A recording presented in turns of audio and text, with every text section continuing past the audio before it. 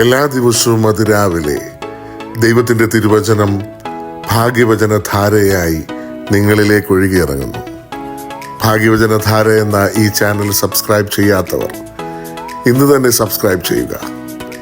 ഞങ്ങൾ അപ്ലോഡ് ചെയ്യുന്ന തിരുവചന സന്ദേശങ്ങൾ യഥാസമയം നിങ്ങൾക്ക് ലഭിക്കുന്നതിനായി ബെല്ലൈക്കൺ അമർത്തുക.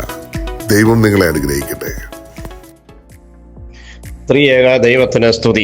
ഭാഗ്യവചനധാരയിലേക്ക് ഏവർക്കും സ്വാഗതം. 34 സങ്കീർത്തനം 7 വാക്യം. യഹോവയുടെ ദൂതൻ തൻ്റെ ഭക്തന്മാരുടെ ചുറ്റും പാളയമിറങ്ങി അവരെ വിടുവിക്കുന്നു. യഹോവ നല്ലവനെന്ന് രുചിച്ചറിവീൻ, അവനെ ശരണം പ്രാപിക്കുന്ന പുരുഷൻ ഭാഗ്യവാൻ. വളരെയേറെ തവണ നമ്മൾ കേട്ടിട്ടുള്ളതും നമ്മിൽ പലർക്കും മനഃപ്പാഠമായി അറിയാവുന്നതുമായൊരു വേദവാക്യമാണല്ലോ ഇത്. പ്രതിസന്ധികളുടെ മധ്യത്തിൽ ഒരു പറ്റം പടയാളികളുമായി വന്ന് യഹോവയുടെ ദൂതൻ ഭക്തന്മാരുടെ ചുറ്റിലും കോട്ട സൃഷ്ടിച്ച് അവരെ സംരക്ഷിക്കുന്നു എന്നാണല്ലോ ഇതിൻ്റെ അർത്ഥം. ഇവിടെ പടയാളികളുടെ സമൂഹം എന്ന് പറയുന്നത് മാനുഷിക സൈന്യങ്ങളല്ല, മറിച്ച് നമ്മുടെ മാനുഷിക കണ്ണുകൾ കൊണ്ട് കാണുവാൻ കഴിയാത്ത അദൃശ്യ സംഘമാണ്. ഇപ്രകാരമുള്ള വിടുതൽ എത്രയോ തവണ നാം ഒക്കെയും അനുഭവിച്ചിട്ടുണ്ട്.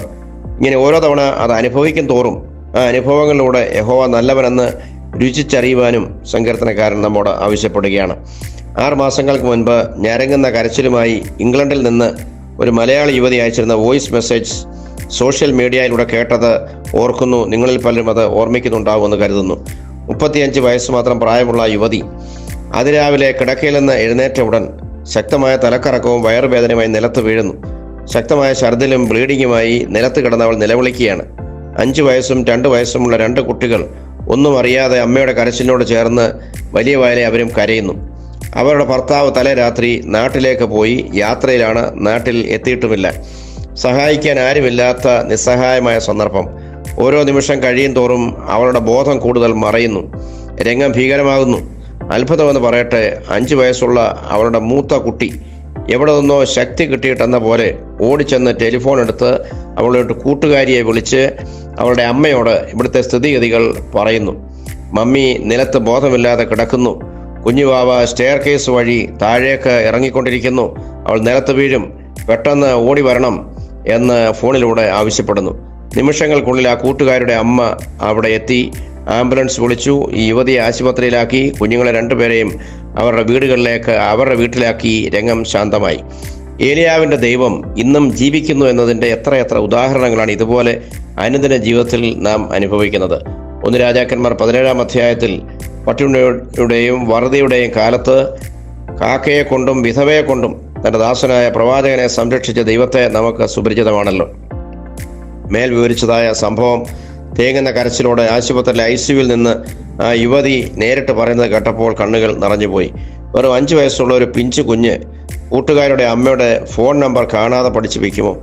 ആ സന്ദർഭത്തിൽ അവരെ വിളിച്ച് സഹായത്തിന് ആവശ്യപ്പെടുമോ? തൻ്റെ ഇളയ അനിയത്തി താഴേക്ക് ഇറങ്ങിയാൽ സ്റ്റെയർ കേസ് വഴി നിലത്ത് വീഴുമെന്നോർത്ത് ഭാരപ്പെടുമോ? ഇതെല്ലാം മറുപടികളില്ലാത്ത ചോദ്യങ്ങളാണ്. എന്നാൽ ദൈവത്തിൻ്റെ ദൂതൻ സ്വർഗത്തിൽ നിന്ന് ഇറങ്ങി വന്നു കഴിയുമ്പോൾ എല്ലാത്തിനും മറുപടി ലഭിക്കുന്നു. അസംഭാവ്യം എന്ന് നാം വിചാരിക്കുന്ന സാഹചര്യങ്ങളെ പോലും സംഭവങ്ങളാക്കുവാൻ ദൈവത്തിന് സാധിക്കുന്നു. 2 രാജാക്കന്മാർ 2 അധ്യായം 17 വാക്യത്തിൽ യഹോവേ ഇവൻ കാണത്തക്കവണ്ണം ഇവൻ്റെ കണ്ണ് തുറക്കണമേ എന്ന് ഏലിശ പ്രവാചകൻ പ്രാർത്ഥിക്കുന്ന ഒരു പ്രാർത്ഥനയുണ്ട്. ഏലിശായെ ബന്ധനത്തിലാക്കുവാൻ ആരാം രാജാവ് ഒരു വലിയ സൈന്യവ്യൂഹത്തെ അയക്കുന്നു.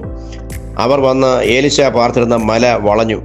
ആ മല മുകളിൽ ഒരു ചെറിയ കുടിലിൽ താമസിച്ചിരുന്ന ഏലിശ വളരെ ശാന്തനായി അതിനുള്ളിൽ പ്രാർത്ഥനയോടെ ഇരിക്കുന്നു.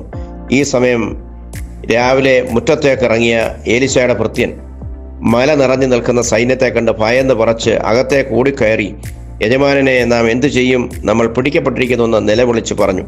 അപ്പോൾ ഏലിശ ഭൃത്യനോട് ഭയപ്പെടേണ്ട, നമ്മോടുകൂടെ ഉള്ളവർ അവരോടുകൂടെ ഉള്ളവരെക്കാൾ അധികം എന്ന് പറഞ്ഞ് അവനെ ആശ്വസിപ്പിച്ചു. തുടർന്ന് ഏലിശ യഹോവയോട് പ്രാർത്ഥിക്കുകയാണ്, യഹോവേ ഇവൻ കാണത്തക്കവണ്ണം ഇവൻ്റെ കണ്ണ് തുറക്കണമേ. യഹോവ അവൻ്റെ കണ്ണ് തുറന്നു. ഏലിശയുടെ ചുറ്റും അഗ്നിമയമായ രഥങ്ങളും കുതിരകളും കൊണ്ട് മല നിറഞ്ഞിരിക്കുന്നത് അവൻ കണ്ടു. തീ പറക്കുന്ന രഥങ്ങളും കുതിരകളും കൊണ്ട് ഏലിശ വലയം ചെയ്യപ്പെട്ടു നിൽക്കുന്നു. ഈ ദർശനം ആന്തരികമായി കണ്ടതിനാലാണ് ഏലിശ ശാന്തനായി കാണപ്പെട്ടത്. ഇത് കാണുവാനുള്ള ആന്തരിക കണ്ണില്ലാതെ പോയതുകൊണ്ടാണ് ഭൃത്യൻ നിലവിളിച്ചുകൊണ്ട് ഓടിയത്. നമ്മളും പലപ്പോഴും ഈ ഭൃത്യനെ പോലെയാണ്. പ്രതിസന്ധികൾ വരുമ്പോൾ പതറിപ്പോവുകയും നിലവിളിച്ച് ഉഴറുകയും ചെയ്യും. എന്നാൽ വലിയവനായ ദൈവം നമ്മുടെ എല്ലാ പ്രശ്നത്തിനും പരിഹാരവുമായി നമ്മുടെ സമീപത്തുണ്ട് എന്നതിൻ്റെ വലിയ ഉറപ്പാണ് 34 സങ്കീർത്തനത്തിൻ്റെ 7 വാക്യം നമുക്ക് നൽകുന്നത്. നാം ഈ ഉറപ്പിൽ ഉറച്ച് വിശ്വസിക്കുവാനും അവനെ ശരണം പ്രാപിക്കുന്ന പുരുഷൻ ഭാഗ്യവാൻ എന്ന വാഗ്ദാനം നേടുവാനും നമുക്ക് കഴിയണം. അതിന് ദൈവം നമ്മെ സഹായിക്കട്ടെ എന്ന് പ്രാർത്ഥിക്കുന്നു. നന്ദി, നമസ്കാരം.